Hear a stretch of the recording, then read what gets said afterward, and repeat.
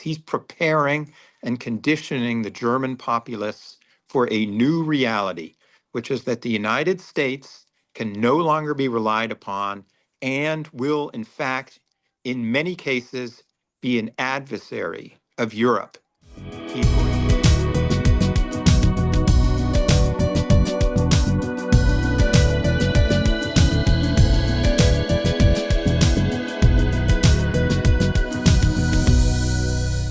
Good afternoon, good evening, everyone. It's a pleasure to be here, and I would like to welcome you to the Krasno Global Event Series.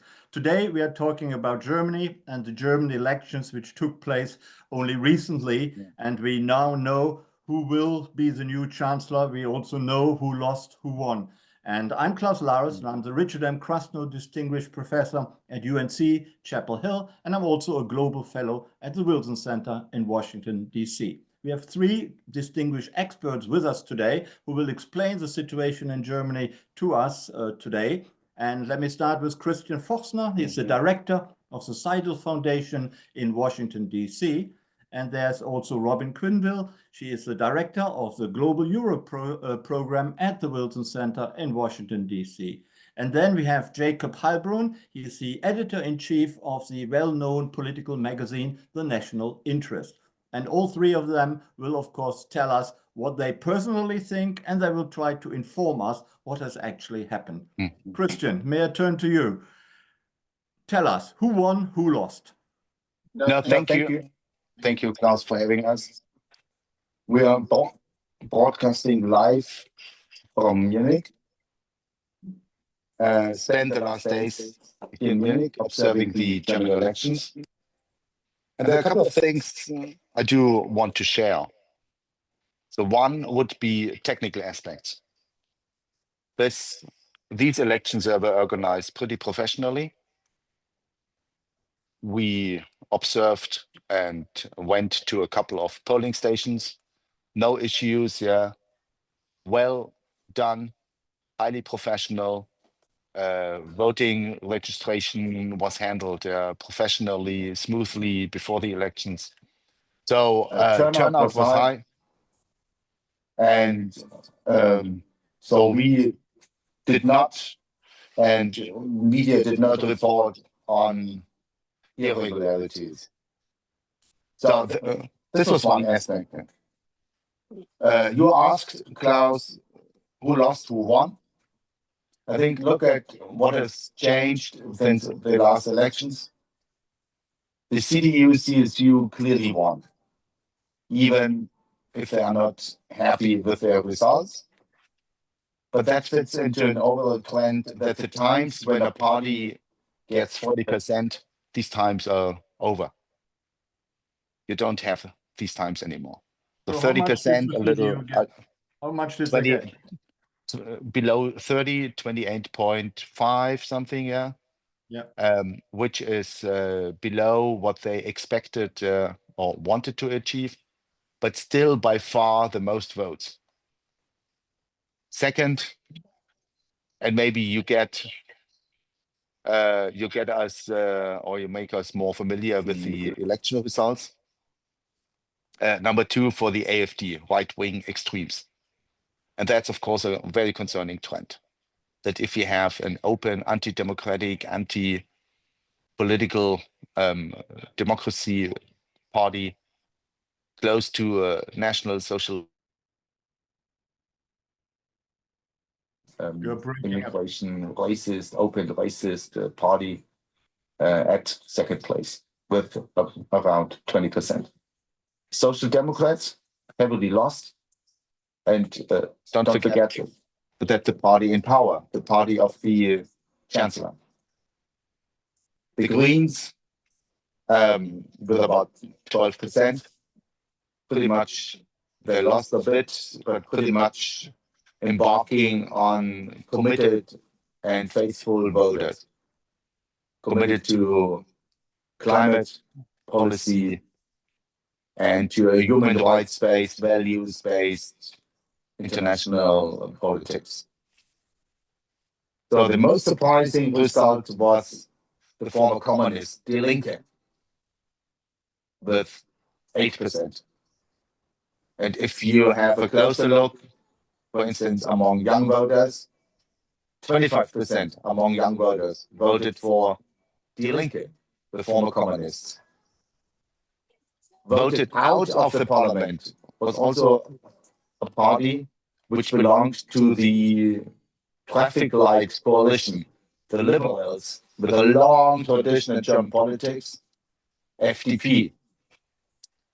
They did not clear the 5% threshold. So you have the former communists with 8%, and the liberals, the market liberals, with 4%. Double the size for communists than for free market liberal market economists. So these are trends which should concern everybody who cares about democratic stability in Germany and the rise of the AfD, the alternative for Germany. So what that all means, and the Chancellor and CDU leader,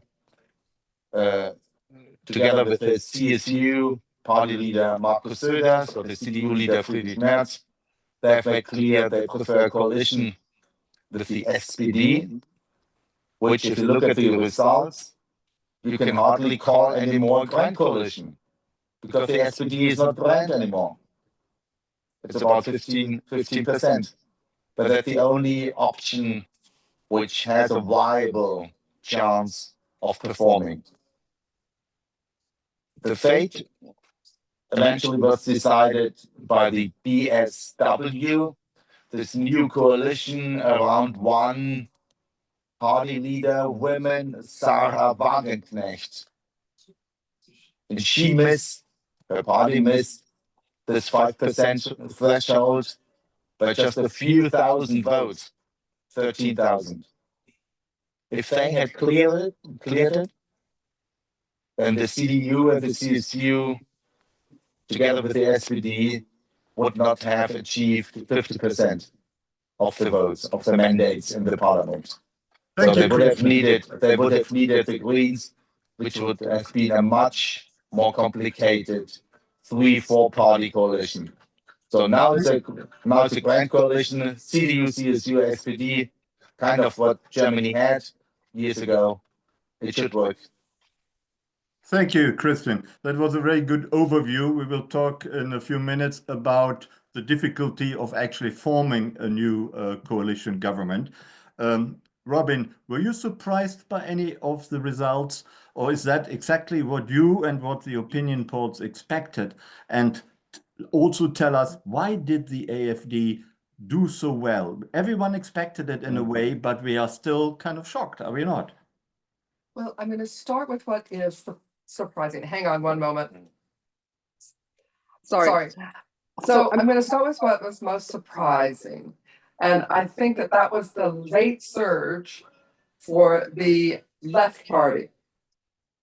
That was a little bit unexpected. You started to see the trend at the beginning of the week, but I don't think anybody predicted they'd get to 8.8%, which is where they ended up. And I think that we can only see that as a decision by the many undecideds, probably largely from the SPD and the Greens, to cast a protest vote against the incumbent parties as part of the coalition government. So that, I think, accounts for that surge. It's an open question in my mind whether that will actually hold over time, but we'll see. Now, Christian took us to the Conservative Party headquarters here in Munich last night, so that we were watching the election returns roll in with a crowd that was really very much watching for the percentages, because, as you know, all German governments are coalitions, and so they were watching very carefully to see whether they would get sufficient for a stable coalition and whether they would be able to do a coalition with one party or whether they would need to do more. So while the results were disappointing for them, despite their win. When we woke up this morning, the fact that the smaller parties did not enter parliament gave them enough to be able to have a two-party coalition. All of the parties have ruled out working with the AFD. And as you noted, they did about what polls were predicting that they would do, which is about 20%. That's double from the last federal election, though. And I think that there's an open question for most of the parties, especially for the Conservatives and for the SPD, whether or not they are going to be able to address the concerns that AFD has effectively mobilized. And that includes issues related to migration and to the economy. And I'll leave it there. Yeah, thanks very much, Robin. Jacob, were you surprised by anything which you noticed during your time in Germany, in Munich, during the last few days? And also, were you surprised by the departure of the FDP, the Liberals, and the inability of the Sarah Wagenknecht alliance to get into power? I was surprised by nothing, but I was disappointed that the Free Democrats did not make the 5% threshold, because I've always had a soft spot for their push for economic liberalism, the classical liberalism in Germany, which I think is sorely wanting. The also disappointing, but perhaps a bit of a relief in the end, is I worried that the AFD would reach even beyond maybe 23 to 25%. That did not occur. It is remarkable to me, as I guess Christian was trying to underscore, that the Die Linke party would reach actually 8.7% in the vote, and the FDP, but probably thanks to its unfortunate machinations, it blew up the coalition. In a sense, it probably got the fate it deserved. I'm actually fairly bullish on Friedrich Merz, the CDU candidate, because I think he's become much more forceful in the last week or so during the campaign on foreign policy, standing up to Trump, defending Ukraine, and setting a new tone for Germany domestically. The country is in somewhat of a state of crisis. And I think if he forms a grand coalition with the Social Democrats, they will have to make a big push to improve the situation, or the radical right, which is sitting on the sidelines, will come storming back in the next election. Thank you. Let me talk, because we mostly have an American audience here. Maybe we should immediately talk about relations with the United States, between Germany and the United States, and relations with the Trump administration. It is all very well to stand up rhetorically to Trump before you have even been elected. But once you are chancellor, and the responsibility of your country and Europe to some extent rests on your shoulders, can you just be as bullish and assertive towards Trump than he has been in the last few days? Or will he, as many other politicians around the world seem to do, fall in line with Trump's assertiveness? I don't see it, to be honest. I think politicians are starting to take Trump's measure. Macron was today at the White House, and when Trump said, well, the Ukrainians are reimbursing Europe, Macron simply said no. And Macron also, to Trump's disgust, said that Russia was responsible for the war.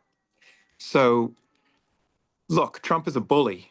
I think, the more Europeans stand up to him and operate from a position of strength, the better off they'll be. And Merz is the right man to do that, you believe? Yes, without question. He's much tougher than Schultz. And look, he's setting a new accent. He's going to have to follow through on what he's been saying. I don't think this is an accident that he's saying these things. He's preparing and conditioning the German populace for a new reality, which is that the United States can no longer be relied upon and will, in fact, in many cases, be an adversary of Europe. He's clearly seeking to establish a relationship with Russia over the heads of Western and Eastern Europe. I would agree with that, but doesn't it mean, or isn't it still the fact that Germany and Europe still depends on the United States in terms of security, the nuclear umbrella, for example, but also conventional forces, and also transatlantic trade is hugely important for Germany, much more important than trade with China. So being so, assertive looks good, sounds good, and I think we all agree, but is it wise in the longer run in view of the dependence on the United States? I don't think you have any choice because Trump is going to crack down no matter what. Okay. Robin, tell me about the difficulties to form a coalition with the SPD.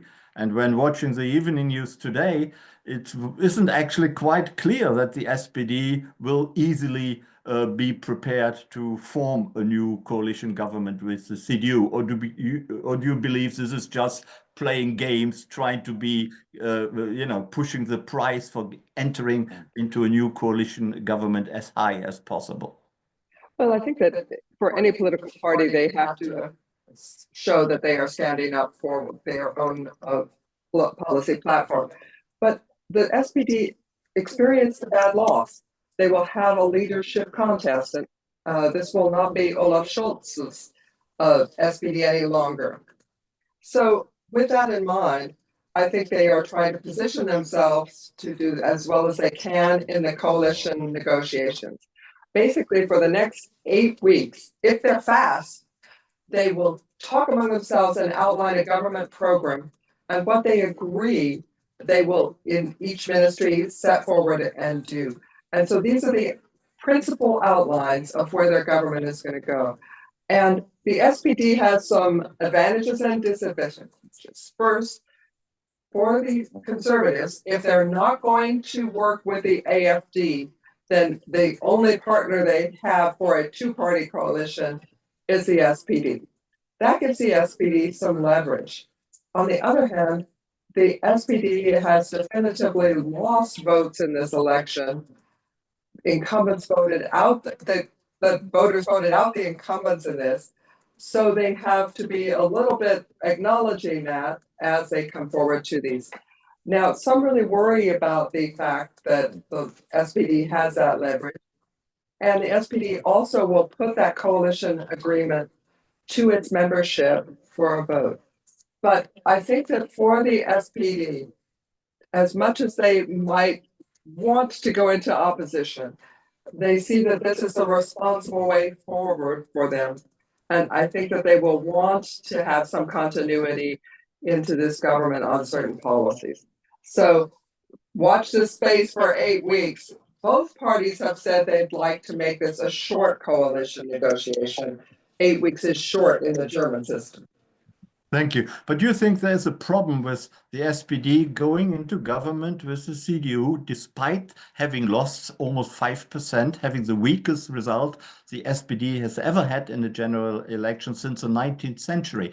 Doesn't that, though there is no other option, I see what you say, of course, but doesn't that mean the SPD is a very weak partner and should really, has a credibility problem with the German population? There might be a couple of areas where they could productively work together. I think on defense policy, for example, where they started to move forward toward a real reaching of 2% to build their military capabilities under the SPD government, they could continue that with the conservatives and it would not be a point of difference. The same is true for support for Ukraine. So I think that they can build on those areas where they work productively and where their party platforms are most in line. Thank you. I know you have your eye to the ground in Berlin and round about the world. So tell us about the rumors. Who will be the new German foreign minister? I'm going to turn to Christian for that. That's an easy, you're sitting on the fence. That's an easy answer out of the dilemma. But Christian, you know already. No, of course you don't know. But usually the vice chancellor, head of the coalition partner, longs for a strong ministry, and that's usually the foreign service or maybe finance, but foreign service. In this case, if I would really had to bet, Lars Klingbeil for foreign minister. What's your take, Jacob? I agree with Christian. Right. Okay.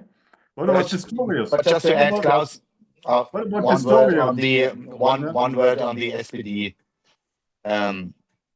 So if you look at the math, you would say that the only kind of center coalition, the CDU, CSU, and the SPD, even if it's getting smaller and smaller, but that's Germany's last chance to hold the center, to get things right, to get reforms through.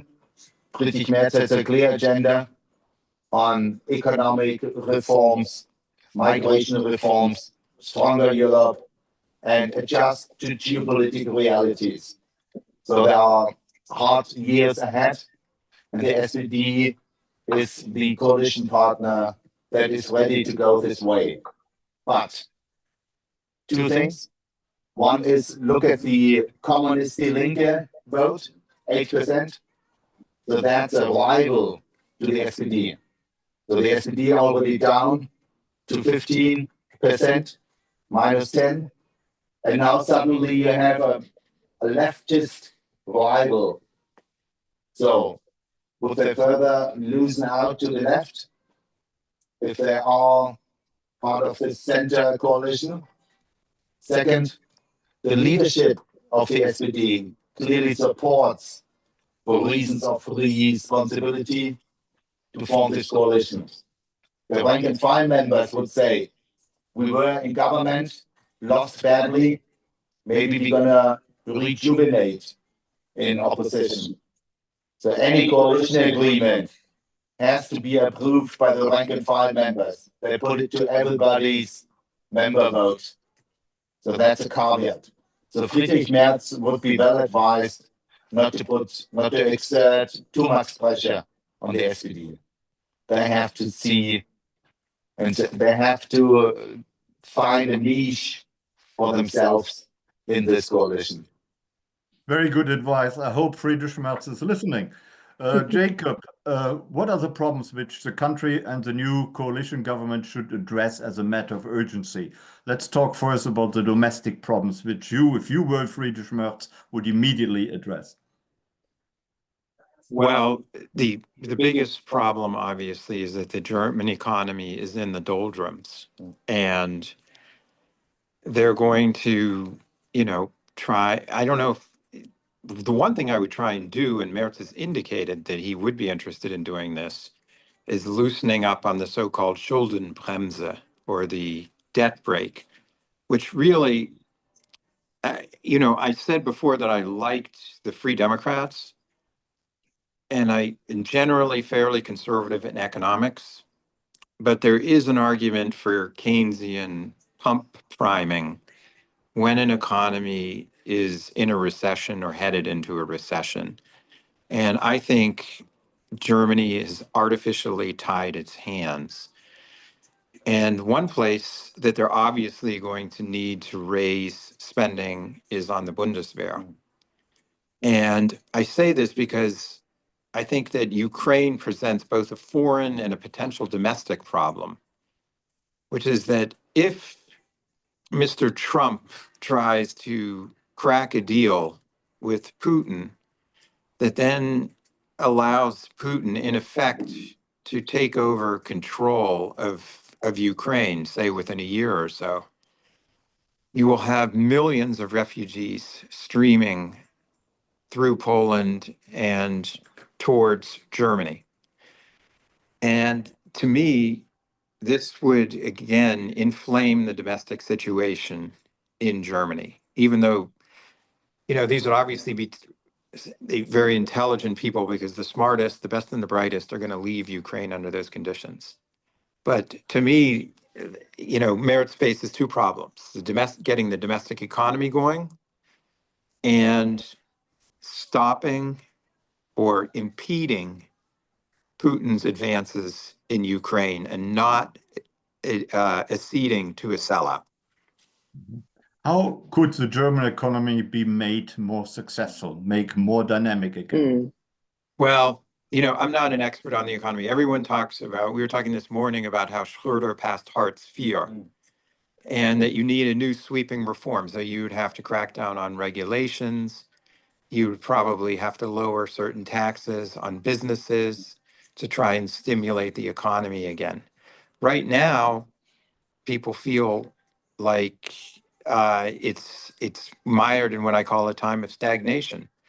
And, many people point the finger at Angela Merkel for not moving more expeditiously. So migration and the economy, any other problems which you would have to address if you were the new German chancellor? Well, the state of the Bundeswehr is a catastrophe, is still appears to be a catastrophe. I was talking to a general, retired general, außer Dienst, the past couple of days. Now he's calling, there's a debate in Germany, I don't think it's really percolating yet, whether compulsory conscription should be reinstituted to raise the numbers. There's still an aversion in Germany towards the military and towards military service. And I think that that's one area too, where possibly Schröder, or if Boris Pistorius remains the defense minister, that you could try and ameliorate that situation. The big tragedy of Germany in the post-Cold War era since 1989 is not that it's been too assertive, but that it hasn't been assertive enough. Thank you. Robin, how would you address, or what are the problems, or how would you address the problems Germany is facing, both domestically and also in its foreign policy? One of the things that I was thinking about when I was listening to Jacob was that there's also the question of Germany within the EU and Germany's role in Europe. Friedrich Merz has said he wants to be more present as a power within the EU. And I think that can only be a good thing. It is important that French and German motor for the EU work. And that means that as they are both looking at how to strengthen their domestic economies and address the real issues that the voter has said, yay, we need this. We need to have a better, more functioning economy. We need to see growth. They also need to work within the EU so that growth and competitiveness is happening EU-wide, and that they are addressing the issues that are also causing transatlantic problems in their economic development. So it's a big inbox. Usually the media criticizes Germany for the last few years, certainly for the last few months, about not having taken over a leadership role in Europe, neither with the French, in cooperation with the French, nor by themselves, or sometimes also Poland is mentioned as a Weimar Triangle. Do you think that there is a possibility that a Merz government will become something like Germany as a much stronger leader of a united Europe? I think that they can only go up in this regard. And someone reminded me today that Merz began his political career in the European Parliament. So this is a structure he knows. Also, I think we have seen the Poles becoming more active. And so you might very well have that Weimar Triangle configuration adding strength to this. What's important is that these countries act as a motor within the European Union so that there is a ground up swell of support for policies that will forward growth and competitiveness. And of course, investment in defense and the building of an effective defense industry. I have to press you a little bit on that. Isn't, in fact, I fully agree with you that we may need to make a more concerted effort, but are countries not going the other way? Look at Hungary. Hungary is more and more not siding with the established European countries, but doing something very different, and some other countries as well. So are there not centrifugal forces rather than forces of unity? I think that there have always been some centrifugal forces. You're right to point to Hungary. At the same time, the EU still does have leverage over Hungary when it comes to certain issues. And the important point is to have enough unity within the European Union in order to be able to utilize that leverage. And von der Leyen is the right person to lead the European Commission under the She's the person they have for the next 5 years. And she will do a good job. She is realistic about the challenges ahead. I think she's clear-eyed about the challenges ahead. And I believe she was in Kyiv today. I think this shows that she has a commitment to strengthening the EU, particularly when it comes to the threat from Russia to Ukraine and to Ukraine's European future. Thank you. Christian, what are the problems you see which urgently need to be addressed? I think look, Klaus, take the priority list voters forward to the political parties during the election campaign. Number one, economy. So it's security of jobs. Number two, migration. And linked to this, integration. So it's not that the people are overwhelmingly against immigration, but people are against immigration if integration becomes too difficult and not manageable. So there has to be a balanced approach to humanitarian assistance, asylum, and labor market integration and immigration. Third point, housing, cost of living. Fourth point, economic competitiveness, over-regulation, overburden for industries, and this is in sync with high energy prices. So it's enough to do for a new government to meet voters' expectations, to lower the pressure from the extremes, and to make clear that today's times are difficult, but Germany is still in a good situation to get positive results if the new government works together and addresses these issues.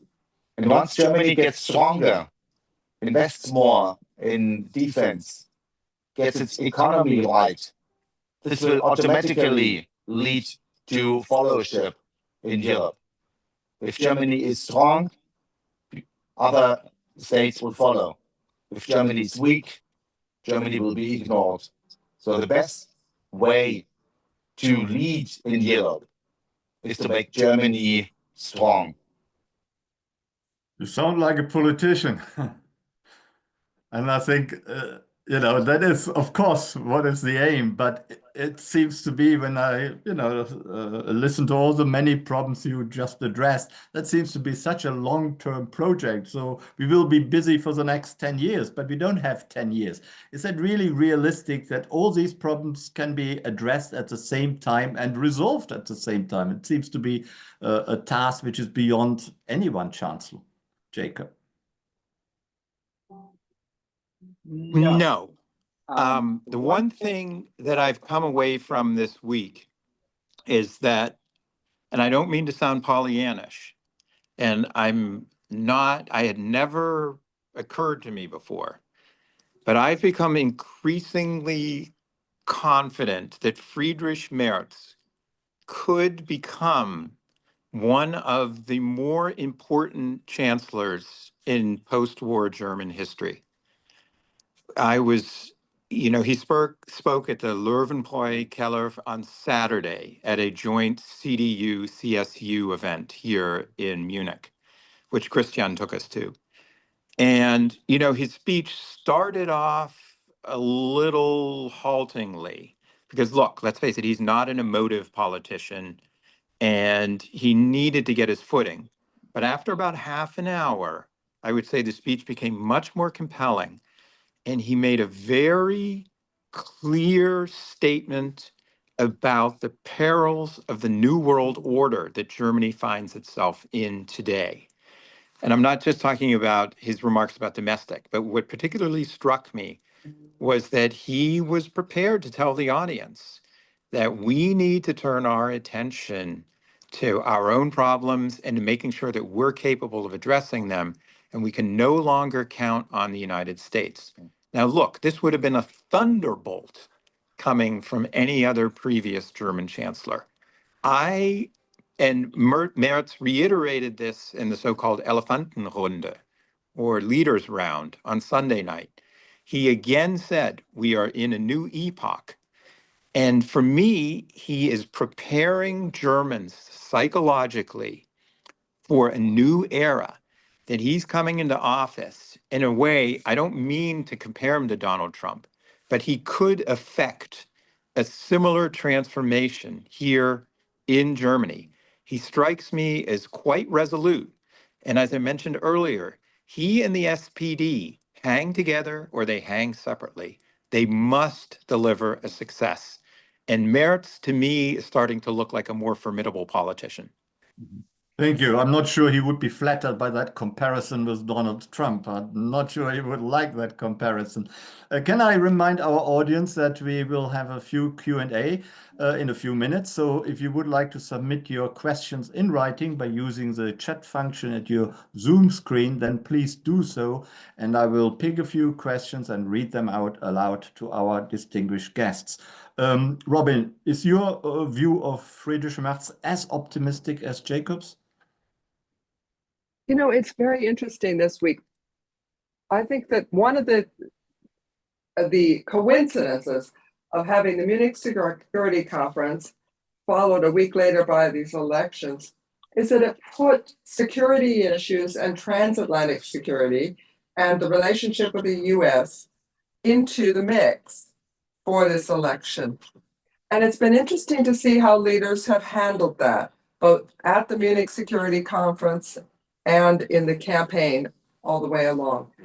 And what I saw was that leaders across the parties started to talk about the relationship with the US. And it's been interesting to see how Friedrich Merz handled that. He is raising some questions. He is suggesting the need to be strong within Europe. And he's been pretty blunt about some of that. So if that is a way forward that allows him to, in Germany and within the EU, strengthen the component that contributes to European security, that will be a good thing, and that will be a good thing when the run-up to the NATO summit this summer. Mm-hmm. I think that is going to be something that could be a point of continuity also from some of the steps taken during the coalition government that fell and caused these elections. Thank you very much. Let me bring in a question by Dean Peterson, and I'm summarizing the question. He basically says, are we not all, and are the Germans in particular, not exaggerating the danger which may or may not come from the AfD? Isn't the AfD the party which is popular enough to really change things in he probably means in a constructive way? What do you think about that? That the AfD should not perhaps be firewalled? And I've summarized that a little bit. You know, he doesn't exactly use these words. Yeah. Christian, would you like to answer that? Do you want me to answer that? I'll answer that quickly. First of all, apparently the AfD scored 40% in Saxony, which means that they will have the minister president. Radical change. If you remember, after reunification took place, it was Kurt Biedenkopf who governed, or if you prefer, ruled Saxony for many years. So the firewall is breaking down at the state level. The interesting question will be, does that mean that when the AfD has actual responsibility, that its popularity begins to diminish? At the federal level, I think the party is too toxic for the CDU and CSU to form a coalition. It's interesting, both Markus Söder, who is the head of the Bavarian CSU, and Merz are vehemently opposed to even a hint of cooperation with the Alternative Party for Germany because they know that this party wants to cannibalize the mainstream conservative parties. And they're still aware of the lesson of January 30th, 1933, when Adolf Hitler did not win an election, but was installed in power with a minority government in which the Nazis only had a few positions. But Hitler was chancellor, and Hermann Goering was head of the Prussian police. And, that proved fatal for German democracy. So no one, and in fact, interesting to me that Söder mentioned the Weimar lessons in his speech on Saturday. So the shadow of the past continues to loom large at the federal level. Thank you. A similar question, and then Christian. Just to add a little bit to elaborate on the AFD, just 2-3 quick thoughts. Sure. Policy issues. The AFD is completely out of conventional German foreign policy commitments. Anti-Europe, exit from the European Union. Anti-NATO, exit from NATO. Pro-Russia, pro-Putin, even no matter what happened in Ukraine, in Bucha, Mariupol, and so on, pro-Putin. China spies within their ranks, completely selling out some of the compromise leaders to Chinese agents. Look at the AfD group in the European Parliament was expelled even from far-right groups because they are complete nuts. So this is AfD on policy issues. Look at AfD party structures at state level. Whoever has to work with them tells you this group is not capable of any parliamentarian work. It's a group of incompetent, anti-xenophobic populists. If you put them in power, you don't get any constructive and productive bills out of a parliament. So they live on protest, but don't trust them with policy work. They fail. Klaus, just to add something to that, what this 20% that have voted for AfD have provided is a warning shot across the bow for the conservatives here in Germany. They know that they need to address some of these issues and they need to make efficient progress on those issues, because otherwise those issues are co-opted by AfD. And the concern is that would grow AfD support if there is no progress on those issues. Joseph Mersch asks in relation to that almost half of all voters between 18 and 24 years of age voted either AfD or Die Linke. So they voted for the extreme. What does that say for the future of the German electoral system and for the future of German elections? Jacob. It does not present an uplifting scenario for the future. I don't know. It'd be interesting to see in the polling how entrenched those attitudes are and whether they are really committed to those parties or whether they're attracted to a protest vote against a system in which they don't feel they really have a share, because that is the phenomenon in the U.S. that helped drive Trump's popularity, including in the United States among these 20-year-old white males who have been very disaffected. So I'm going to be very curious to see polling about the attitudes and beliefs of these voters. Thank you. Political's China expert Fallon Kine, he asked the question, what about China? What about the future of German-Chinese relations under the new government? in what direction will that go? Will we see an even tougher China policy than now, or will, because of the antagony with the Trump administration, will we see perhaps a softer China policy? And will that have an effect on Europe as well? And I'm summarizing his question. Well, Yeah, it's certainly possible that in response to the Trump administration's belligerence, that Ursula von der Leyen has already suggested that Europe could pursue more intense economic and diplomatic relations with China to, in a sense, play the China card against the United States. Let me be blunt here about Mr. Trump. He thinks that he holds all the cards.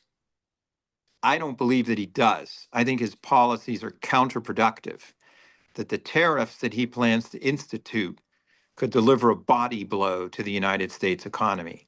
He is creating a coalition against the United States that includes Europe, Canada, China. This cannot end well. Robin, would you like to comment on the China question? This is going to be difficult for Germany because Germany has a strong economic relationship, particularly in its auto sector, with China. It has always been difficult for them to balance that question of security versus sales. It's an export-driven economy here. So I think that they will do what they can to protect German industry and German intellectual property. But I don't think we would see something where they would be turning away from China. They need to continue the de-risking policy that they have been following and that the EU has been promoting in order to protect their interests. But I don't think that you will see Germany under a conservative government turning away from China. Is that realistic, continuing with de-risking? You know, when you look at Trump's trade policy, the imposition of 25% on steel and aluminum and other products which are probably coming and hitting the Europeans badly, where are the Germans, where are the Europeans got to go? There's only really China as an alternative, as a big, huge market. Perhaps there's India, but it's not as well developed right now. So, although they're working there, they're working on that piece. Yeah, but is de-risking really realistic? A continuation of de-risking? I think that companies need to do de-risking in order to protect their intellectual property. The German Mittelstand, the genius of that is that they very often are working with a product which is unique and which they manufacture and develop and sell worldwide. So if that intellectual property is threatened by Chinese knockoffs, that company will no longer exist. If they form an agreement that captures their intellectual property and China is able to manufacture it for less, that could be the end of that company. So this is where I think de-risking comes in. Also to make sure that your foreign direct investment from China is protecting your critical infrastructure. Thank you. Christian, do you want to come into the China thing? Two quick thoughts. First, the CDU-CSU group, the political group, published a paper on China strategy, which was very much aligned in the Trump and Biden strategy towards China. China is seen as competitor, partner, rival, with overlaps, but with a clear focus on this strategic rivalry and competition. Now, with the US administration exerting more pressure on Europe and Germany in economic trouble, do you think Germany will cut off economic ties to China? No. So the US administration pushes Germany towards China. And that's an maybe unintended consequence of this not not founded, not really thought through Europolicy by the Trump administration. Thank you, Christian. And can you explain to us, now we are back at Trump, why would Trump be siding with Russia against the Europeans, even in an indirect way, even in a not a full-blown way, but in a, in a tendency sort of way? Why would that happen to any American president? I don't think that's difficult to understand at this point. I wrote a book called America Last, Then the we should read it. right's century-long romance with foreign dictators. He is reverting to a strand in the Republican Party that has always held up conservative dictators or autocrats as a model for the United States itself. We can debate about the extent to which Trump will be able to create an autocracy, but even in the Frankfurter Allgemeine, a conservative newspaper is calling it a semi-autocracy or semi-authoritarian system. Mr. Trump sees Western Europe as a problem for the United States, just as he sees South Korea as a problem. You make too many automobiles, too many washing machines and other goods coming from South Korea. We don't need it.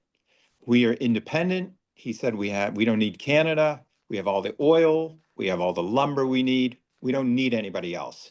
And we're going to be rich and prosperous again if we stop trading on unfair terms with the rest of the world, by which he means don't trade, or at least sell American goods maybe abroad, but not import. And interestingly, I mean, he said with Canada that we don't need to, or with the EU, he said we don't need to sell them any food at all. Now, you may say that this is hocus pocus. I believe it's hocus pocus, but he is the president. Is there the fear of Europe as a third pillar, a third important superpower in the world? I don't think it's a fear of it as a superpower. He sees democracies as inherently weak and divided and prefers to work with authoritarian regimes because they get things done quickly. And you don't have to deal with the messy business of brokering policies within a population. He's going to try, looks like he's heading to a spheres of influence deal. So I don't know that he's going to be all that hostile to China either. He may just grant Putin his sphere of influence in Europe, withdraw troops from NATO. He will not formally withdraw from NATO, but he will eviscerate NATO's ability to respond to Russia, which is what Merz is intuiting. He said, hey, we don't know if the United States is going to be there this summer. Could well be right. Thank you very much. We are coming to a close. I would like to pose a final question to our three distinguished speakers. Tell us about your prophecy for German politics in the next 2 to 3 years under a Merz government. What will Germany achieve? What will they not be able to achieve? Would be your speculation about the future? And I also noticed we haven't mentioned the Green Party at all, as if they hadn't participated in the election. So feel free to bring in the future of the Green Party as well into your final answer. Shall we start with Christian? Why don't you go, Robin? So I'm going to start first while Christian resets his phone. So I would say on the Greens, they go into opposition, they reform themselves, they try to draw on their strengths and become a voice in opposition to the government. There was a moment last night where it looked like they might be a third party in the coalition. That is now clear that's not going to happen. So I think that's their role for the foreseeable future. In the Merz government in a couple of years, I would say that they will continue on defense, and they will push for the building of capabilities and strengthening of the Bundeswehr, and they will continue to invest in defense, and that they will probably seek some work with their neighbors, including Poland, to try and see how much they can strengthen the European pillar of defense. So that is an area that I think that I can see them productively working. They will have to address some of the key issues that are affecting the economy. That will be a harder road. And I think that is, again, something where I'd be hard put to predict how much success they will be able to pull through, but they are going to have to do it because their goal is to pull voters from the AFD that are dissatisfied with the economic performance of the current government.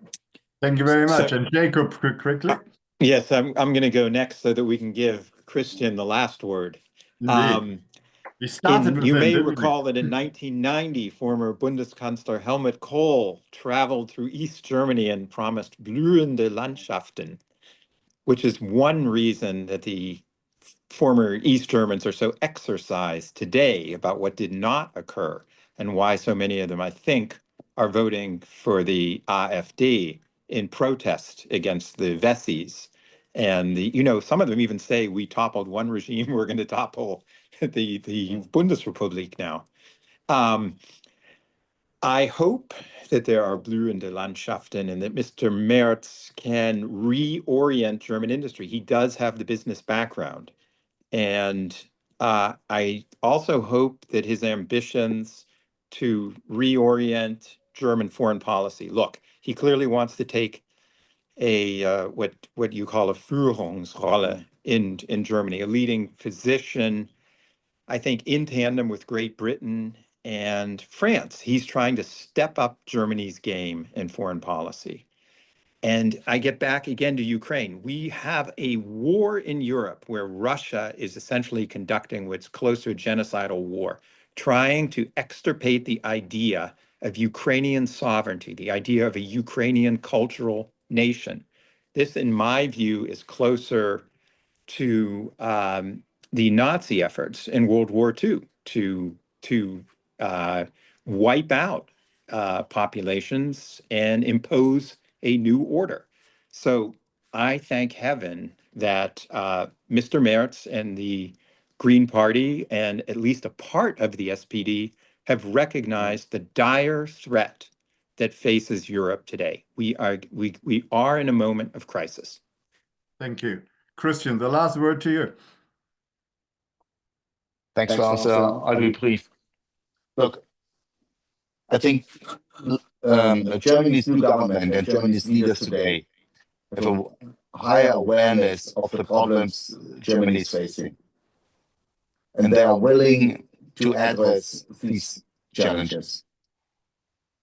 Germany today last in economic growth, migration problems, economic insecurity, low competitiveness. I bet in 3 years' time, 4 years' time, when the new Friedrich Merz-led government will take account, they will not be last in economic growth. They will have better integration. They will control immigration into Germany. They will boost defense spending. They will make the Bundeswehr a respected army across Europe and within the NATO alliance. And they will draw the right conclusions to a changing international reality. I think there's a chance and an opportunity, and the new leaders in Germany know that they have to seize the moment, because otherwise the extremes from the right and left will gain further power and strength.